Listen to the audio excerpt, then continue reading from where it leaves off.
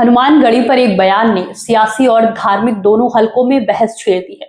अब उसी बयान पर पूर्व बीजेपी सांसद बृजभूषण शरण सिंह ने अपनी चुप्पी तोड़ते हुए सफाई दी है। उनका कहना है कि उनके बयान को गलत तरीके से समझा गया और मुख्यमंत्री योगी आदित्यनाथ की बात पर सवाल उठाने का कोई इरादा ही नहीं था। अगर उनके शब्दों से किसी की भावनाएं आहत हुई हैं तो वो माफी मांगने के लिए भी तैयार हैं।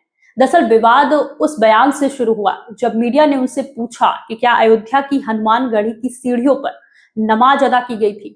उस समय बृजभूषण शरण सिंह ने कहा था कि सीढ़ियों पर नमाज नहीं हुई थी।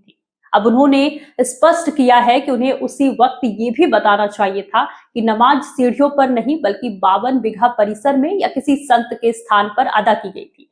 उनका कहना है कि अगर उन्होंने पहली बार में ही ये बात पूरी तरह स्पष्ट कर दी होती तो शायद इतना बड़ा विवाद नहीं होता।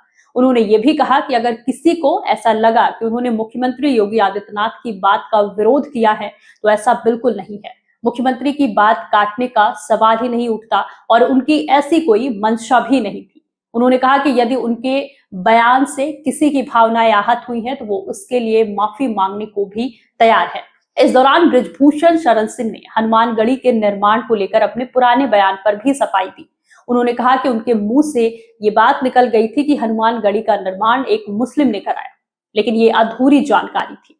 उनके मुताबिक धार्मिक ग्रंथों में स्वयं भगवान शिव द्वारा हनुमानगढ़ी का उल्लेख मिलता है, इसलिए ये कहना उचित नहीं होगा कि इसका निर्माण किसी एक व्यक्ति ने कराया। उन्होंने दावा किया कि 18वीं शताब्दी में सुजाउद्दौला वहां याचक के रूप में पहुंचे थे। नागा साधुओं और मुस्लिम पक्ष के बीच हुए संघर्ष के बाद 52 बीघा भूमि का पट्टा दिया गया और निर्माण कार्य में भी सहयोग मिला। उनका यह भी कहना था कि बाद में इंटरनेट और गूगल पर इस पूरे इतिहास को गलत तरीके से प्रस्तुत किया गया, जिसमें भ्रम की स्थिति बनी।